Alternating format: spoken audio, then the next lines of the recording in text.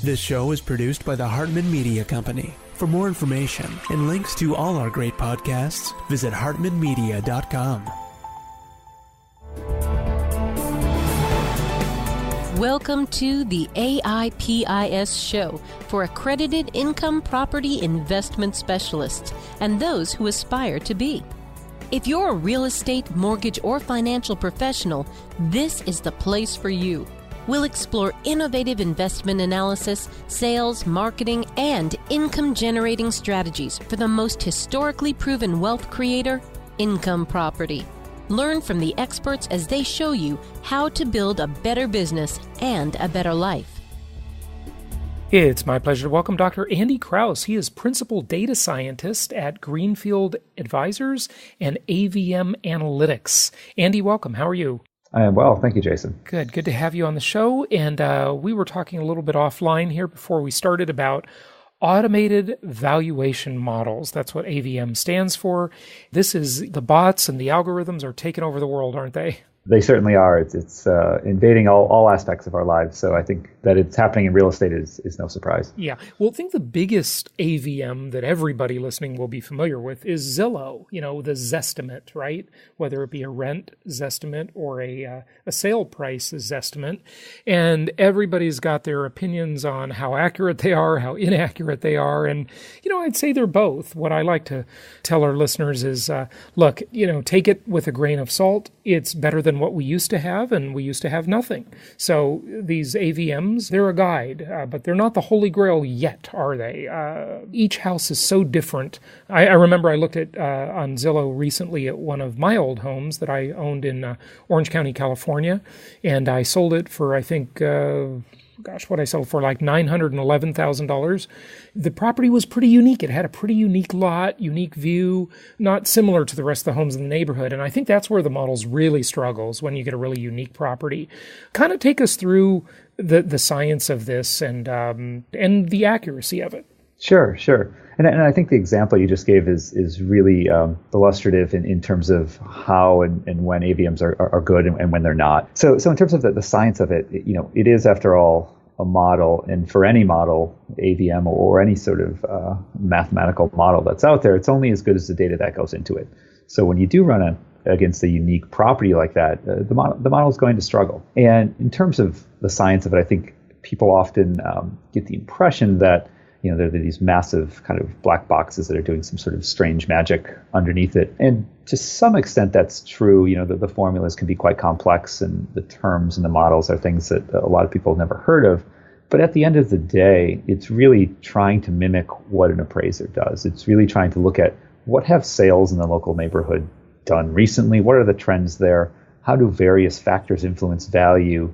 And how do we convert all that into a prediction? Sure. So at the heart of it, it's not much different than what your local appraiser's doing. It's just doing it at scale. Mm-hmm. And certainly, in fairness to AVMs, we should say that appraisers they make mistakes all the time. So right. They have their own accuracy problems, don't they? Right. And I think what often gets left out of the conversation is that we don't know how wrong appraisers are. Mm-hmm. We don't ever actually do tests to see. We don't do, hey, let's have 7 appraisers appraise this home and then see what it sells for 2 weeks later. We don't do that. Well, that is a real, I'm so glad you said that, because I want to sort of couch that a slightly different way. Wouldn't it be nice if there was a database, and I don't think there is one, I may be wrong, but I really doubt there is one, of final appraised values on properties versus actual sales prices within, say, a month or something like that. So, you knew it was the same time. Because remember, folks, the ultimate appraisal on any property is a meeting of the minds between a ready, willing, and able buyer and a ready, willing, and able seller. When those two minds meet and the contract is signed, that is the best appraisal in the world, bar none. Everything less than that is an educated guess, isn't it? Absolutely. I mean, I think that's very well put. That everything short of the two people meeting really is just one person's estimate, or in this case, a model's estimate. Yeah, absolutely. So to go back to what you just said, which is really fascinating, and the fact that there is, I guess, no database of appraised value versus sales prices, I always like to talk about how you can't hear the dogs that don't bark. And like you said, there is no test to test the accuracy of appraisers because there's no database. I'm guessing, there needs to be a database like this, right? Yeah. I mean, and I think there are two things stopping it, and then I'll maybe talk about how it might be a reality. I think that the first thing stopping is obviously price. I think a lot of people would love to do these sort of tests, but in order to have let's say we're having 7 appraisers do a home, okay, so that's a couple $1,000s for one home, and if you actually want to come up with some statistically meaningful estimate of how, if there's appraisal error and how much, you need to do that thousands and thousands of times. So there's just kind of a cost and time prohibition to it. And not only that, you need a house that's probably hasn't been listed yet that truly is sort of off the market to do this to, and then have it turn around and sell quite quickly. Mm-hmm. You just have a market dynamics that are kind of preventing that as well. It's two things that make that really difficult. Now, that's not to say it'll never happen. I mean, what I think we see in the industry of AVMs and real estate data more in general is like a lot of places, there's consolidation. And many of the mortgage big appraisal management corporations, the AMCs, are slowly being bought up. CoreLogic has purchased some of those companies. Some of the other big players are looking at that as well. Mm-hmm. I don't know the rationale, but there's a lot of data that comes with those appraisal management companies. Right. And that could lead to what I just hoped for, that database. If you do see a roll-up now, I hate the big corporatocracy and the monopolistic or duopoly type of thing, but it does have some benefits too. and that is you can get really clean, good data when it's not so fragmented, right? And so something like all these buyouts with CoreLogic and so forth, that could lead to some better data to make better AVMs, right? Yeah, absolutely. That is the other side of that coin. As consumers, sometimes we can suffer from monopolistic movements, but with it, sometimes some good stuff comes out of it too. Yeah. So it's a mixed bag. Yeah. Absolutely. Mm-hmm. Okay, go ahead with what you're saying though. Yeah, so I think just with the database, I think as a researcher and a developer in this space, I would love that database. There's many of us who would absolutely love to have that sort of data, but it just really doesn't exist at the moment. So when it hopefully does, it'll be interesting to see how well appraisers do. I suspect that they do quite well in many places. So yeah, absolutely. I don't think appraisers should fear that. I think that they should relish that because they have the local knowledge that the models often don't. So. Right. Use it as a tool rather than fearing it. Okay, so Correct. How do these AVMs work? Take us through kind of some of the details. Probably everybody sort of has a simplistic view. I do, at least I'll speak for myself. Hey, look, there's a computer database. You've got all these prices in there. You've got maybe certain remarks in the remarks section of the MLS listing. Got bedroom and bath count, square footage. What do they really do behind the scenes to come up with these valuations? So I think you hit on one of the most important things, and I think I mentioned this earlier, is really the data that goes into it. And a lot of the bigger firms that are doing AVMs, you've got to have a really solid database behind it. And it's a combination of, your local tax assessor who has information on, the home size, all that, biased as they may be, combining that with MLS data. That was sort of, if you look at AVMs a decade ago, that was kind of where the data stopped. What we see moving forward is this movement into, as you hinted at, text analysis, kind of the natural language processing of the remarks. You also see people starting to use image data. So whether it's an aerial image or Google Street View, trying to just slowly gather more information. And the two pieces of information that are always the hardest for AVMs to measure are condition and quality. It's really hard to know what's inside a house. And it's really hard to understand the quality of that home without having an inspection done, or, all the things that an appraiser does. So AVM companies have been really working hard to gather information on condition and quality, and that's through the photos and through the listing information.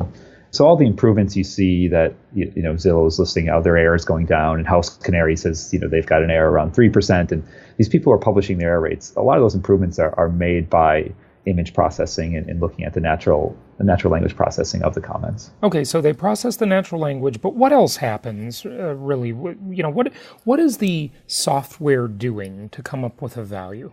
Sure. So in sort of a nutshell, it's trying to find comps. I mean, that's maybe the easiest way to do it. It's not in a traditional way that an appraiser says, oh, here's the three most common. Mm-hmm. Most mathematical models within an AVM are going to look at somewhere, let's call it 10 to 100, maybe even more. But they're looking at a bit of a larger set of comps because statistical models need more than 3 observations to work properly. So in some ways, they're just trying to find what homes are similar to this home, what did they sell for, and how do we adjust for differences? It's really that simple. If you really look at an adjustment grid in an appraisal, you kind of follow that same logic through.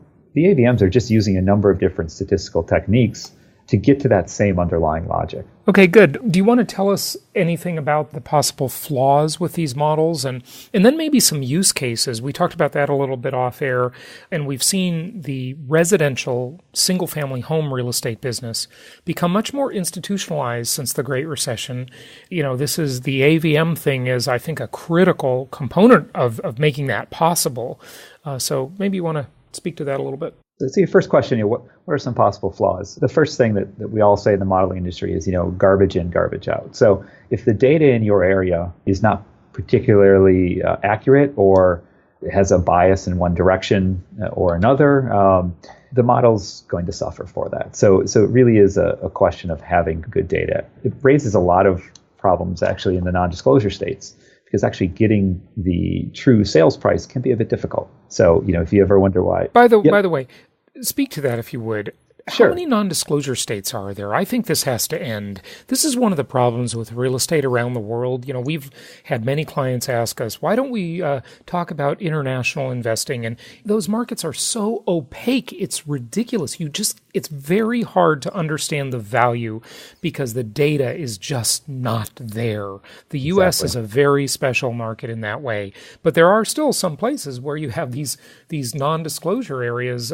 Which areas, if you know, are non-disclosure, and gosh, there's got to be a movement to stop that. We've got to make this stuff public so everybody can really know value. But go ahead. Yeah. So I think the number's not exact because some states are sort of on the border. I think there's somewhere around 15 to 17 non-disclosure states, mostly in the Mountain West and Southwest, South Central U.S. Texas, Oklahoma, Utah, places like that. I don't know the full list offhand, but it's generally focused there. Your data is pretty good on the coasts and in the upper Midwest. Most of that is all publicly released. But in those non-disclosure states, as you hinted at, the sale price is not a matter of public record, and to get that, you needed to do a number of ways to kind of derive what you think the best estimate of that sale price was. So you can see how not having that exact value can lead to higher errors in your automated valuation models. And okay. So how does the algorithm work to try and get data in non-disclosure markets? Now, see, even though the public record may be non-disclosure, there are still other records. There's still multiple listing services. There are still various websites that do have data. So it's not completely opaque, is it? No, it is exactly what you said. You're looking at the MLS, and depending on where you are, sometimes upwards of 90% of single-family residences go through an MLS. So if you have access to that MLS as a data aggregator or an AVM builder, you've got certainly some good information there. There are other public records, such as when the mortgages are recorded. You can assume some loan-to-value ratios based on the way the mortgage has been recorded. Yeah, I'm glad you mentioned that. I wanted to speak to that a little bit, but don't forget your train of thought. Okay, so look at if the typical mortgage is 90% loan-to-value or 80% loan-to-value, the software can estimate what the purchase price was because it knows the recording amount of the mortgage. So if the mortgage is $80,000, hey, look, that home probably sold for $90,000 or $100,000, right? Correct. And that's something that you then triangulate. You'd say, okay, I had that property address. What did I find in the MLS? Oh, do I have an MLS sale in there for $400,000? Hey, I've got a match here. this looks pretty good, or, oh, this was a for sale by owner property. Maybe there's a little less weight I need to put on this one, or maybe we won't consider this sale. So there's some sort of internal algorithms or scoring that goes into the data to judge the quality of that imputation or estimate of price. But just kind of circling back around to something you said, I do really think there should be a movement to make that public information. And I think it needs to start with real estate professionals in those states. We say, look, our industry in the state is suffering. We're potentially losing out on investors. The market is a lot more opaque than it is in one state over.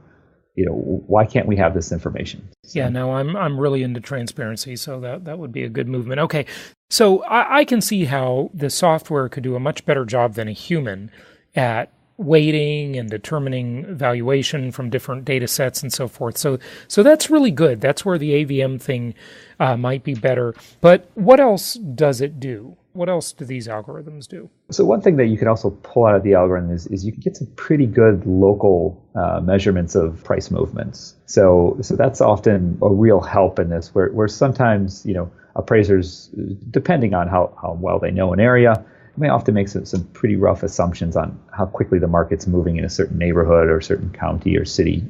And within the AVM, because of the volume of data you have, you can really test those assumptions and come up with some really localized price movements and price trends, which is something that in the AVM we developed, the atomized AVM, we've really tried to focus on the locality of price trends to say we understand, we're based here in Seattle, and we know that, one neighborhood over from another neighborhood, price movements can be considerably different. So really, a well-constructed AVM will give you an opportunity to understand how different neighborhoods are changing and in what direction. Good. So now you work with Atom Data, and we've had Darren Bloomquist on the show many times, and he's spoken at a couple of our conferences.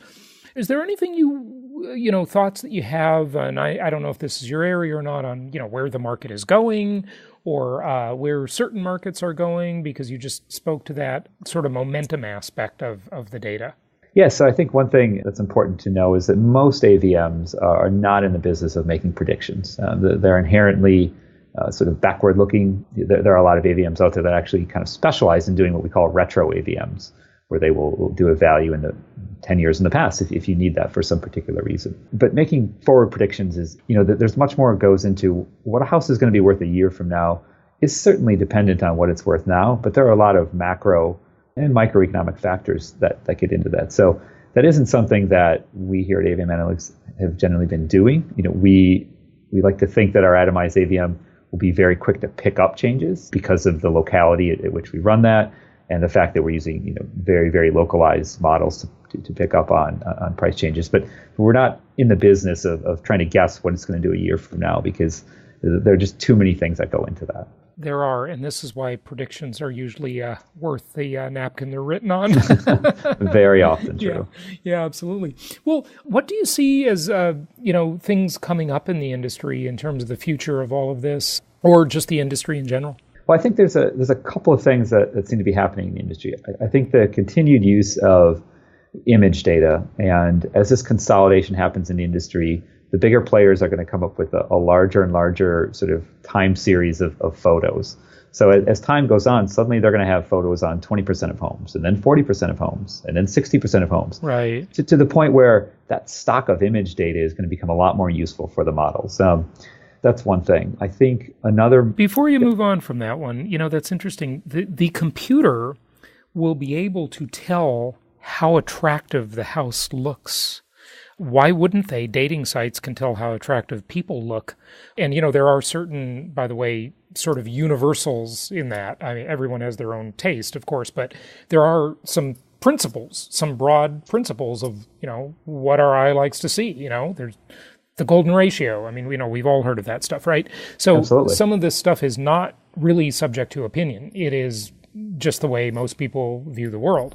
And so the image data on housing will someday, the computer will give a grade. It'll give a comp extra points for having good curb appeal or being neat and clean versus sloppy or decorated well or whatever, right? Absolutely. I mean, that's sort of where it's headed. And I think you can also then start to say, maybe we don't know if people like pink or white better. But what we noticed in the model is that pink paint actually has a 5% price premium once we control for all these other things. There may be some kind of latent human activity that at some point we can also try to understand, do that in the future. So I think that's really one of the big avenues that people are going after.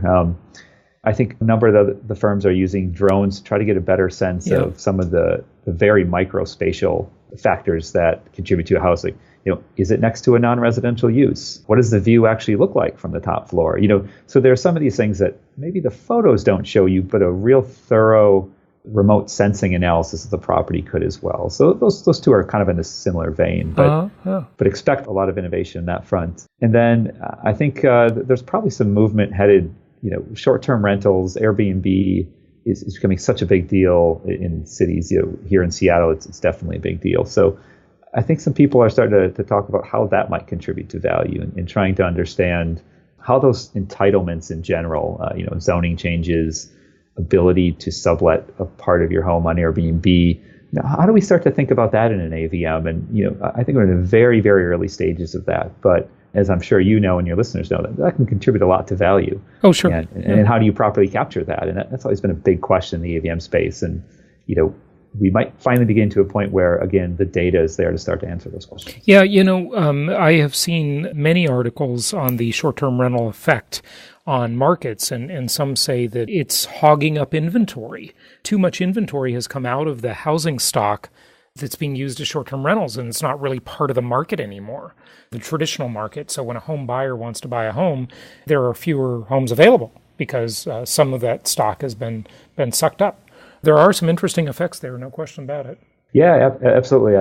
About a year ago, I was living in Australia for a while, and particularly in Sydney and Melbourne, that it's a very big problem in some of the better neighborhoods, near the beaches and things, where there are some neighborhoods that are approaching 20% Airbnb owned unit or utilized units in terms of apartments and condominiums. So yeah absolutely. Yeah, that's crazy. That's something to definitely watch for, and it's something, like you said, we don't really even understand it yet. We don't even understand the impact, and also that zoning can change virtually overnight.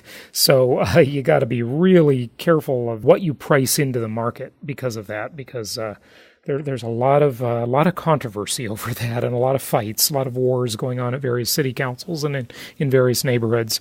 So we'll see how that all works out. Are there any questions I didn't ask you? Anything you want to just share with our listeners in general? I think good question that you've asked, certainly. I think one thing that I'd like to stress to at least clients of ours and people who interact with our AVM is that while the value is important, always look at the number value that an AVM gives you, but look at the confidence interval or the range as well. That's equally important, or maybe more important when you're evaluating an AVM.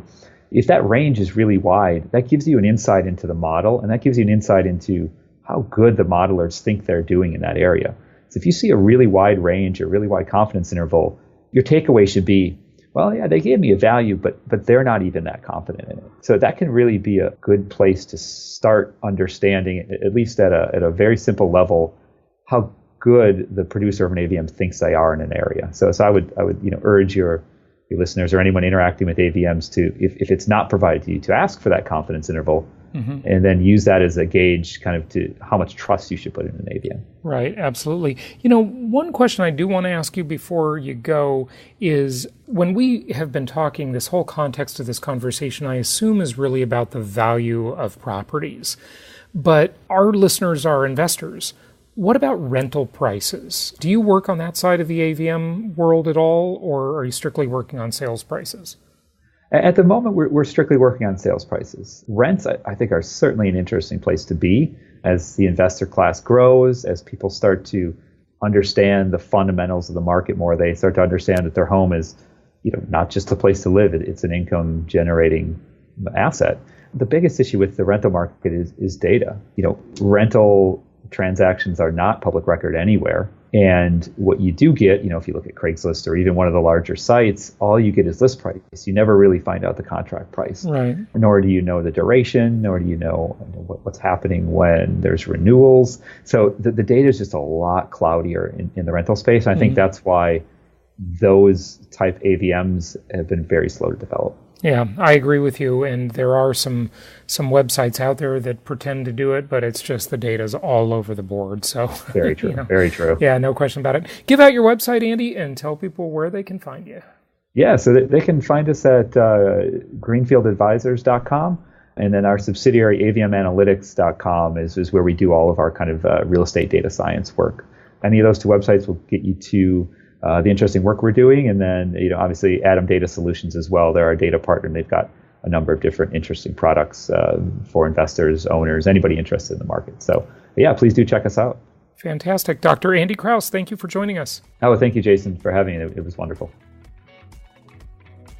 Thank you so much for listening. Please be sure to subscribe so that you don't miss any episodes. Be sure to check out the show's specific website and our general website, hartmanmedia.com, for appropriate disclaimers and terms of service. Remember that guest opinions are their own, and if you require specific legal or tax advice or advice in any other specialized area, please consult an appropriate professional. And we also very much appreciate you reviewing the show. Please go to iTunes or Stitcher Radio or whatever platform you're using and write a review for the show. We would very much appreciate that. And be sure to make it official and subscribe so you do not miss any episodes. We look forward to seeing you on the next episode.